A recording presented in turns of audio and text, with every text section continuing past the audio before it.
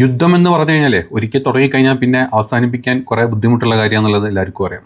അത് തന്നെയാണ് ഇപ്പം നമ്മളിപ്പോഴും കണ്ടുകൊണ്ടിരിക്കുന്നത്.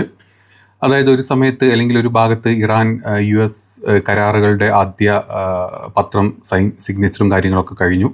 ഇനി 2 മാസത്തെ ഇടവേളയുണ്ട്. അതിൻ്റെ ഇടയ്ക്ക് ബാക്കി കാര്യങ്ങൾ എന്താ പറയുക ചർച്ച ചെയ്യും. ഇറാന് കൊടുക്കാനുള്ളതൊക്കെ കൊടുക്കും. ഈ ആക്രമണങ്ങളും കാര്യങ്ങളൊക്കെ കംപ്ലീറ്റ്ലി സ്റ്റോപ്പ് ചെയ്യും. ഈ 2 മാസത്തേക്ക് കംപ്ലീറ്റ്ലി സീസ് ഫയർ എന്ന് പറഞ്ഞ് വെച്ച സ്ഥലത്തു നിന്നാണ് ഇന്ന് വീണ്ടും കുറച്ച് മുമ്പാണ് അമേരിക്ക ഇറാൻ്റെ പല ഭാഗങ്ങളോട്ടും പ്രത്യേകിച്ച് അവരുടെ മിസൈൽ യൂണിറ്റുകളിലോട്ടൊക്കെ വമ്പൻ ആക്രമണങ്ങൾ നടത്തിയിട്ടുള്ളത്.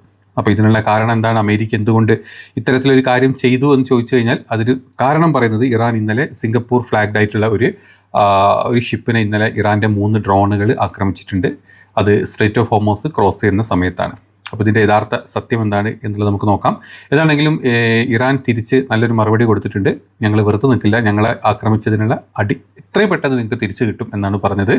ഇതുവരെയുള്ള അപ്ഡേറ്റാണ് ഞാൻ പറയുന്നത്. രാത്രി ഏകദേശം 2-3 മണിയായി.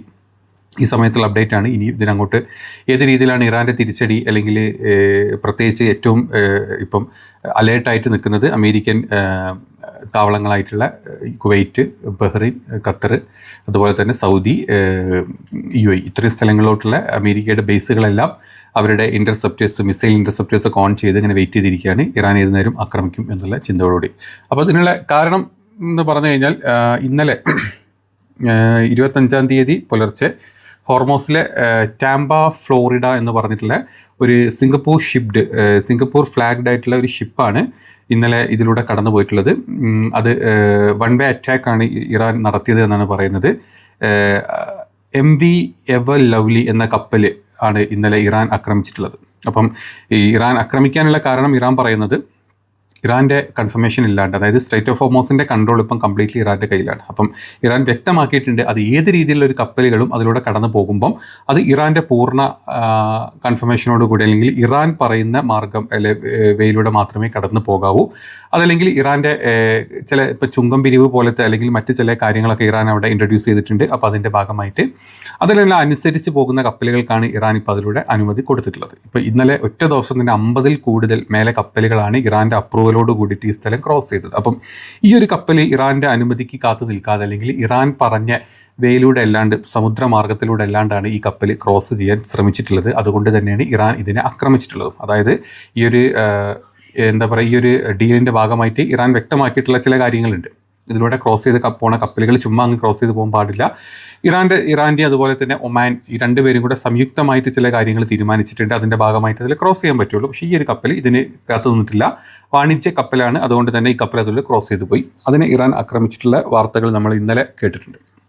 അപ്പോൾ അതിൻ്റെ ഭാഗമായിട്ടാണ് തിരിച്ച് ഈ ഇറാനിലോട്ട് ഇപ്പം അമേരിക്കൻ സേന ആക്രമിച്ചിട്ടുള്ളത്. സെൻകോം അത് ഓൾറെഡി കൺഫേം ചെയ്തിട്ടുണ്ട്.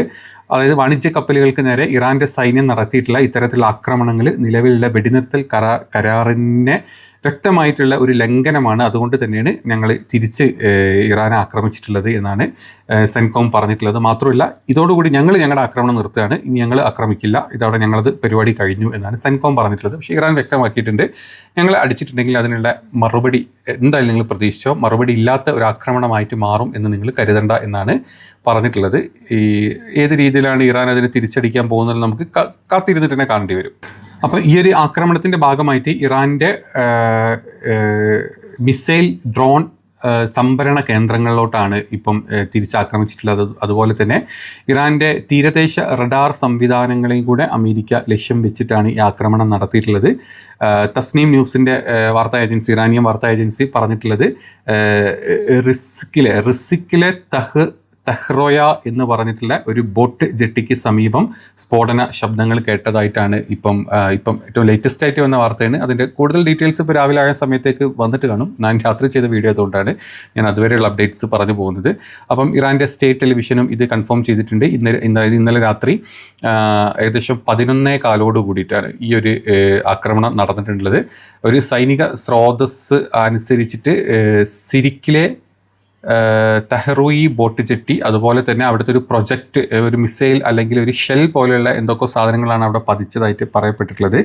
ഈ സൈനിക സ്രോതസ് ഏകദേശം 5 മണിക്കൂർ മുമ്പേ ഹോർമോസ് കടലിടുക്കിലെ നിയമലംഘനം നടത്തിയ കപ്പലുകൾക്ക് നേരെ ഈ സ്ഥലത്തു നിന്നാണ് ഇറാൻ്റെ ആക്രമണം നടന്നിട്ടുള്ളത്. അതുകൊണ്ടാണ് ഇതേ സ്ഥലത്ത് അമേരിക്ക തിരിച്ചടിച്ചത് എന്നാണ് ഇപ്പം പുറത്തോട്ട് വന്നിട്ടുള്ള റിപ്പോർട്ടുകൾ. കൂടാതെ കുറച്ച് മണിക്കൂറുകൾക്ക് മുമ്പേ കാർഫാൻ എന്ന് പറഞ്ഞിട്ടുള്ള പരിസര പ്രദേശത്തു നിന്നും ഹോർമോസ് കടലിടുക്കിന് നേരെ 2 മുന്നറിയിപ്പ് മിസൈലുകൾ തൊടുത്തു വിട്ടതായിട്ടും കൂടെ ഇറാൻ്റെ സ്റ്റേറ്റ് ടെലിവിഷൻ പറയുന്നുണ്ട്. അതായത് അതിലൂടെ ഒരു മുന്നറിയിപ്പായിട്ടുള്ള ഡ്രോണുകൾ ഇറാൻ പറഞ്ഞിട്ടുണ്ട്. കാരണം ഇറാൻ്റെ അനുമതി ഇല്ലാണ്ട് അതിലൂടെ കപ്പലുകൾ ക്രോസ് ചെയ്യരുത് എന്നായിരുന്നു ഇറാൻ്റെ നിബന്ധന. അപ്പം അതിന് വേണ്ടിയിട്ട് മുന്നറിയിപ്പ് ഡ്രോണുകളാണ് ഇറാൻ അതിലൂടെ വിട്ടിട്ടുള്ളത്.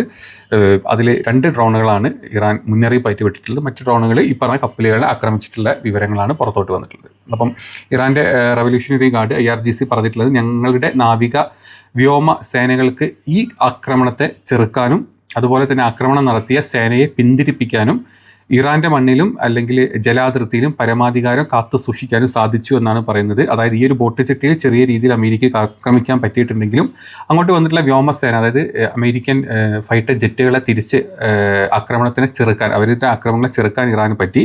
അതിനെ ഇൻ്റർസെപ്റ്റ് ചെയ്യാൻ അല്ലെങ്കിൽ അവിടെ ഇങ്ങോട്ട് വന്ന ഈ പറഞ്ഞ ഫൈറ്റർ ജെറ്റുകൾക്കെതിരെ എന്താ പറയുക ഒരു ആക്രമണം അഴിച്ചുവിടാൻ ഇറാന് പറ്റി എന്നാണ് ഇറാൻ്റെ IRGC ഇപ്പം പുറത്തോട്ട് വിട്ടിട്ടുള്ളത്. അതുപോലെ തന്നെ ജലാതിർത്തിയിലൂടെയുള്ള ചില ആക്രമണങ്ങൾ അമേരിക്ക നടത്തിയിരുന്നു. അതിന് ഞങ്ങൾ ചെറുത്തു നിന്നുമാണ് ഇറാൻ പറഞ്ഞിട്ടുള്ളത്.